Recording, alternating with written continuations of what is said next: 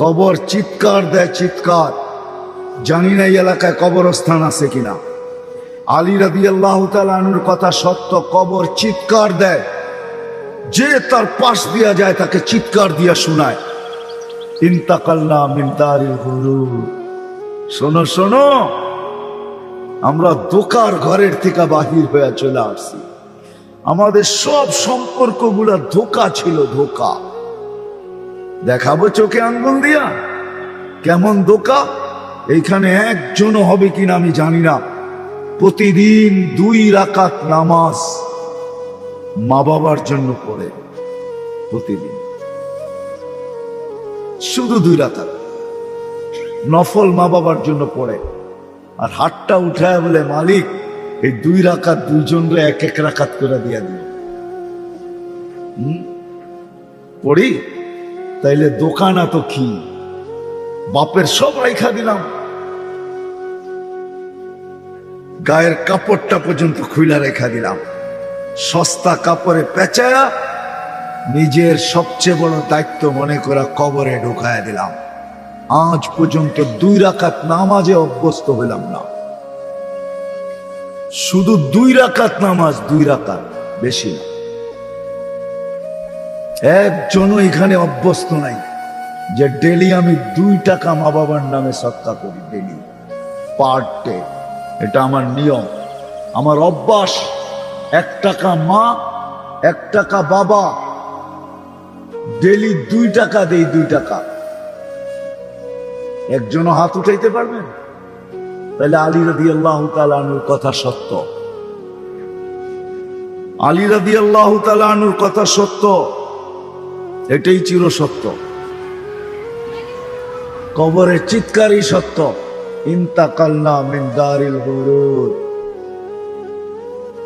সম্পর্কগুলা সব ধোঁকা ছিল, এই ঘরটাই ধোঁকা। কবরে দিয়ে আসতে দেরি, আমাদেরকে বলতে দেরি করে না, ইলা দারিল গুরাবা। তারপরে বলে আমরা অপরিচিত জগতে চলে আসছি, এইখানে কাউকে চিনি না, কেউ আমাকে চিনি না। শুধু শুধু ঘরে মৌত হইলে ফেরেশতা চিৎকার দেয় না, ফেরেশতা চিৎকার দেয়, যাহাবাতিল আমওয়াল, তোমার সব অর্জন হাতছাড়া, বাকিয়াতিল আমাল, প্রস্তুতি তোমার সাথে আছে, প্রস্তুতি। আমি ঘুমাই, যাত্রা ঘুমায় না, আমি থামি, যাত্রা থামে না, আমি বসি, যাত্রা বসে না, আমি বিমুখ হই, যাত্রা বিমুখ হয় না, আমি ক্লান্ত হই, যাত্রা ক্লান্ত হয় না, চলমান যাত্রা। কোন দিকে? আখিরাতের দিকে। কোন দিকে? কবরের দিকে। কোন দিকে? মৌতের দিকে। কোন দিকে? আল্লাহর দিকে। কোন দিকে? ওই দিনের দিকে। যালিকাল ইয়াউমুল হক, এক সত্য দিনের দিন আমাদের যাত্রা। আজকের বাজার ভিন্ন, প্রত্যেক মার্কেটের মালিক ভিন্ন, প্রত্যেক বাজারের ঠিকাদার ভিন্ন, প্রত্যেক ঘাটের ঠিকাদার ভিন্ন, প্রত্যেক এরিয়ার আধিপত্যওয়ালা ভিন্ন। আল্লাহ বলে ওই দিন আসতেছে, মালিক ইয়াউমিদ্দিন, একটা দিন আসতেছে যেই দিনের মালিক আমি একা, আর কেউ না। সত্য এটাই, আমরা যাত্রী। আসেন, কথা গুছায় নিয়ে আসতেছি। শুধু চলে গেলে চলবে না, পরিসমাপ্তি ঘটায় গেলে চলবে না। আপনি জানেন না এটার পিছনে আল্লাহ কি ব্যয় করছে, কি ব্যয় করতেছে। আপনার আমার অস্তিত্বের পিছনে কি লাগছে আর এখন কি লাগতেছে। ছোট একটা উদাহরণ দিলে যদি বোঝা যায়, 2020-এ, বেশি দূরে না এখান থেকে, ঢাকা শহরে বেশি দূরে না, হাসপাতালের নাম বলবো না, আধা ঘন্টা অক্সিজেন, 84,000 টাকা বিল। এখনো বাংলাদেশের মিডিয়া এটা লেখা আছে না? নাই? হাসপাতালের নাম বলবো? জানি আমি নাম। আধা ঘন্টা অক্সিজেন কত বিল? 84,000 টাকা বিল। 2020-এর করুণায়। আর ডেলি নেই 550 লিটার। যাত্রী আমরা, যাত্রার পরিসমাপ্তি আমার ইচ্ছা ছাড়া ঘটবে। আমি যত বড় ব্যক্তিত্বই হই, একজনেই ছিলেন যিনি চিরদিন থাকতেন, जिनार नाम मुहम्मदुर সাল্লাল্লাহু আলাইহি ওয়াসাল্লাম। উনি ইচ্ছা করলে চিরদিন, উনি ব্যক্তিত্ব ছিল চিরদিন থাকার মতো, উনিও থাকেন নাই। কেননা এটাই সত্য, এটাই আল্লাহর সিদ্ধান্ত। ইন্নী কাতাবতুল মাউতা আলা মান তাহতা আরশি আল্লাযী হাই লা ইয়ামুত ফাহুয়া ফাওকা আরশি। আমার আরশের নিচে যে আছে তাকে মরতে হবে, চিরঞ্জীব শুধু আমি, এটাই সত্য। বলবেন মালাকুল মউত কি মরবে? উনিও মরবে, ওনারটাও কিতাবে লেখা আছে। ওনার পালা যখন আসবে তা আল্লাহ থাকবে আর উনি থাকবে, আর কেউ থাকবে না। কেননা ওনার চিৎকারটা এত বিকট হবে, যদি কেউ থাকতো তাহলে চিৎকারে বুক ফাইটা মারা যেত।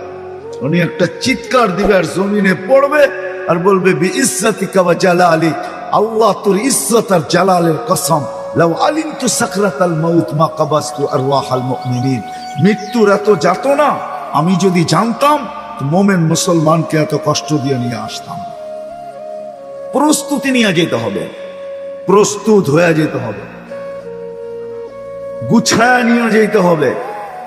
আমি শেষ জায়গায় চলে আসছি, যাত্রী কিন্তু আমরা, যে গুছায় প্রস্তুতি নিয়ে যাবে, কসম খোদার, নারী হোক আর যুবক হোক, বৃদ্ধ হোক আর পুরুষ হোক, গরিব হোক আর ধনী হোক, শিক্ষিত হোক আর অশিক্ষিত হোক, মালিক হোক আর চাকর হোক, কালো হোক আর সুন্দর হোক, আরব হোক আর অনারব হোক, দুনিয়ার যেই কোনো জায়গার হোক, যেই কোনো সমাজের হোক, যেই কোনো পেশার হোক আর বর্ণের হোক, যে প্রস্তুতি নেওয়া যাবে, সত্য এটাই, তার কবর থেকেই সুঘ্রাণ বাহির। নাইলে ফেরাউনের কৃতদাসীর কবর থেকে সুঘ্রাণ বাহির হতো না। আমি চোখে দেখা বলতেছি, ফেরাউনের কৃতদাসীর কবর থেকে এখনো সুঘ্রাণ বাহির। বিশ্বাস হয় না? অ্যাড্রেস দেই, দেখা আসেন। আমি দেখা আসছি, আমি দেখা বলতেছি, কিতাব পড়া না। কেউ যদি বলে কিতাবে নাই, ওকে বলবো তুই দেখা আস, তারপরে বলিস কিতাবে নাই। আমি তো দেখা আসছি, এই নাকে ওই গ্রাম লাগানো আছে, এই জন্য বলতেছি। আমরা সবাই কিন্তু যাত্রী, কিন্তু গুছায়া নিয়ে পরিসমাপ্তি, গুছায়া নিয়ে যেতে হবে। ইচ্ছা ছাড়া পরিসমাপ্তি ঘটবে, আমার অগোচরেই আমাকে উঠানো হবে, কিন্তু প্রস্তুতি নিয়ে যেতে হবে। প্রস্তুতি, প্রস্তুতির জন্যই এত কিছু ব্যয় করা হইতেছে, নাইলে আল্লাহ ব্যয় করতেন না। সত্য এটাই, এক শ্বাস ফেলতে দিতেন না, এক শ্বাস,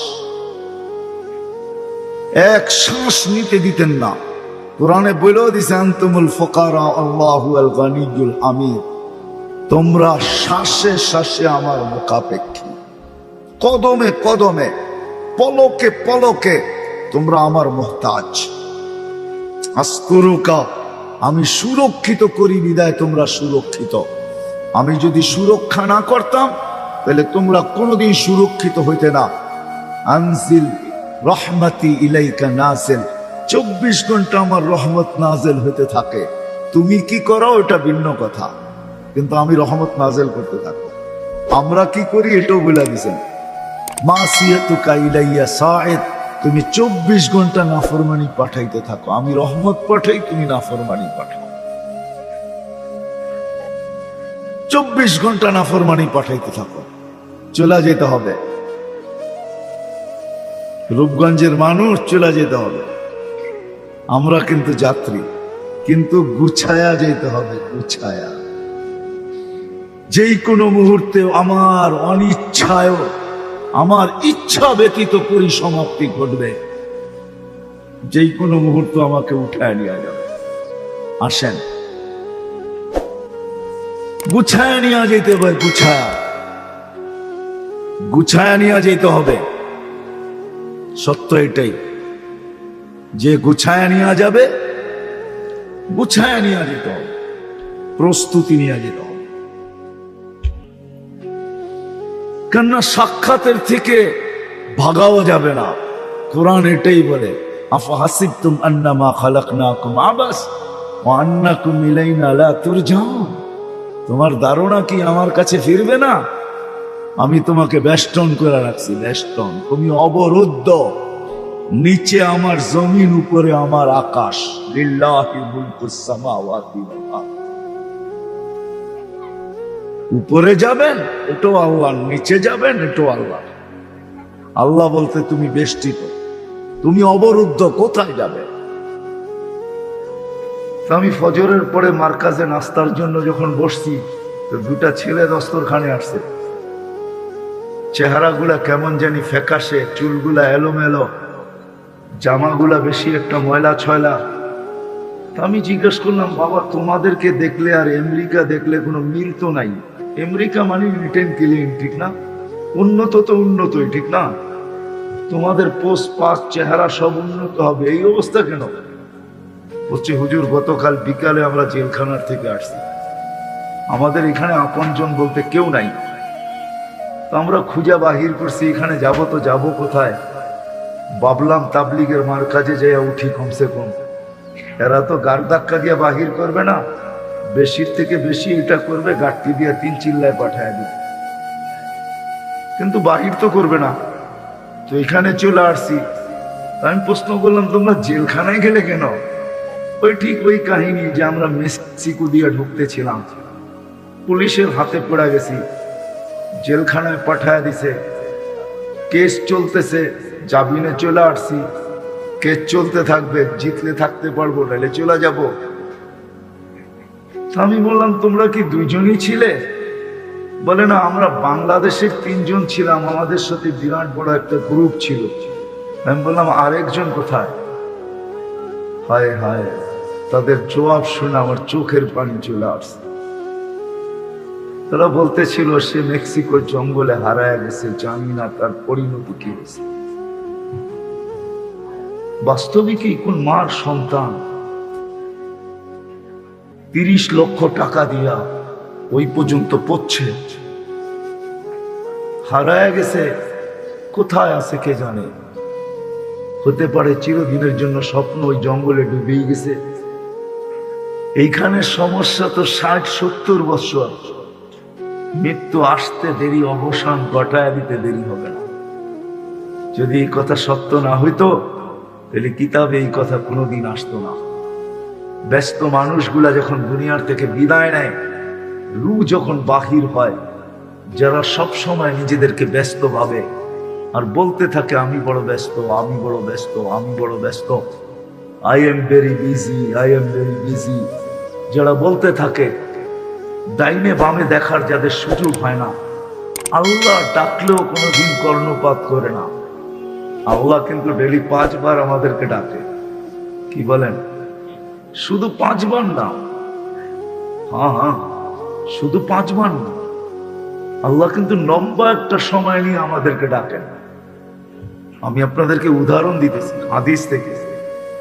রাতের 3 ভাগের 1 ভাগ যখন অতিবাহিত হয়ে যায়, সূর্য ডুবা এবং উঠা, এই সময়টাকে কাউন্ট করেন, 3 দিয়া ভাগ দেন। প্রত্যেক ভাগে কতটুকু সময় আসে?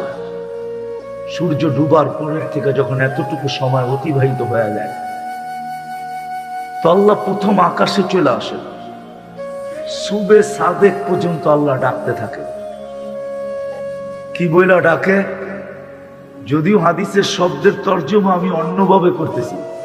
আল্লাহ ডাকে দুনিয়ার নারী, পুরুষ, যুবক, বৃদ্ধ, প্রত্যেকটা মানুষকে ডাকতে থাকে, ও দুনিয়ার মানুষ, দুনিয়া আল্লাহর শাস্তি দিতে ভালোবাসে, আমি আল্লাহ মাফ করতে ভালোবাসি।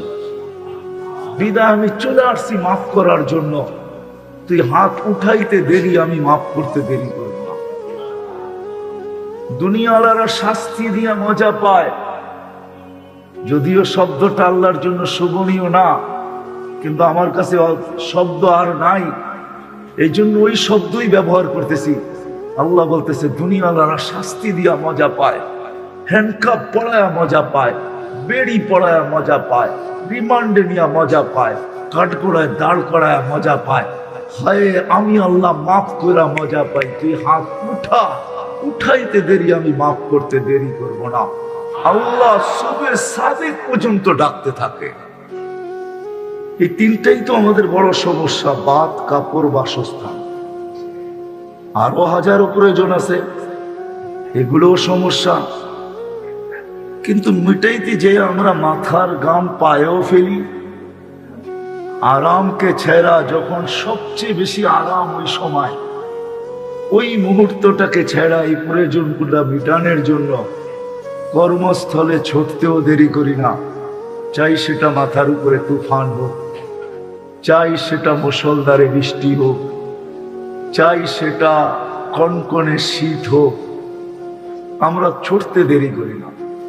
কিন্তু এই 60-70 বছরের জীবনটা, কিন্তু আমি আপনাদেরকে ভাবনার দিকে নিয়ে যেতেছি। একটা সমস্যা আমাদের সবার সামনে আসতেছে, যেটা আসলে সবচেয়ে বড় সমস্যা, যার উপরে কোনো সমস্যা নাই, যার উপরে কোনো সমস্যা নাই, যেটাকে আখেরাতের সমস্যা বলে, যেটাকে কবরের সমস্যা বলে, যেটাকে মৌতের পরের সমস্যা বলে, যেটাকে মৌত রূপে সমস্যা বলে, যেটাকে মিজান রূপে সমস্যা বলে, যেটাকে পুলসিরাত রূপে সমস্যা বলে, যেটাকে জান্নাত জাহান্নাম রূপে সমস্যা বলে, ওই আখিরাত আমাদের সবচেয়ে বড় সমস্যা, যেটা প্রতিদিন আমাদের দিকে ধায়া আসতেছে। সে যেরকম আমাদের নিকট হয়, আমরাও কিন্তু তার দিকে প্রতিদিন নিকটবর্তী হইতেছি। কোন আল্লাহ ডাকে, 5 বেলা ডাকে, তারপর আসে, অথচ একের ভিতরে 100 ছিল। এই উম্মতের গরিব যদি শুধু নামাজ পড়ে নিত আর যদি রোজা রাখত, আমি জানি এইখানে কোনো কোটি কোটি এসে বসে নাই, আমি বিশ্বাস করি এইখানে কোনো মেইলের মালিক এসে বসে নাই, এইখানে কোনো 2-4-20টা বাড়ির মালিক এসে বসে নাই, আমরা সাধারণ মানুষ এসে বসে। হায় হায়, অধিকাংশের হবে কারো ব্যাংকে কোনো অ্যাকাউন্টই নেই। এরকম মানুষ এসে এখানে বসছে যাদের নুন আনতে পান্থা ফুরায়, পান্থা আনতে নুন ফুরায়। এরকম মানুষ এখানে এসে বসছে যারা 1 তারিখে বেতন পেলে 25 তারিখের আগে শেষ হয়, ঠিক না? আল্লাহর রাসূল সহজ করছিলেন, ঈমান তো মাতৃকুলেই পেয়ে গেছে, খালি যদি নামাজটা পড়তাম আর রোজাটা রাখতাম, তো আল্লাহ বলে মুতু আদখুলু জান্নাতা রাব্বিকুম, আল্লাহর রাসূল বলে মরো আর আল্লাহর জান্নাতে।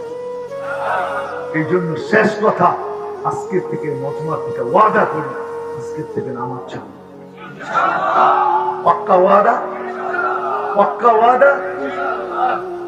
আল্লাহ কবুল করুক। যদি নামাজ ওকে করে দিতে পারি, জীবন ওকে, জান্নাত অবধারিত, চির জ্ঞানার হবে ইনশাআল্লাহ, চিরদিনের সুখী হবে, মনের সব আশা ওই জান্নাতে যেতে।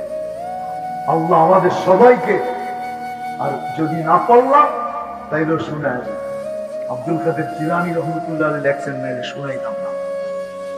আমি বিশ্বাস উনি যা লেখছেন ঠিকই লেখছেন, লজিক ওইটা বলে, যুক্তি ওইটা বলে। শুকর সকালবেলা বলে, মালিক আমি সৃষ্টির ভিতরে নিকৃষ্ট, কিন্তু আমার চোখে আমার চেয়ে একজন নিকৃষ্ট আছে। আল্লাহ জিজ্ঞেস করে, কে? যাকে 5 বেলা ডাকা তারপরে মসজিদে আসে না, আমার চোখে আমার চেয়ে নিকৃষ্ট। শুকর কিন্তু সৃষ্টির ভিতরে সবচেয়ে নিকৃষ্ট, এর চেয়ে কোন নিকৃষ্ট সৃষ্টি আল্লাহ তৈরি করেন। আল্লাহ জিজ্ঞেস করে কিভাবে?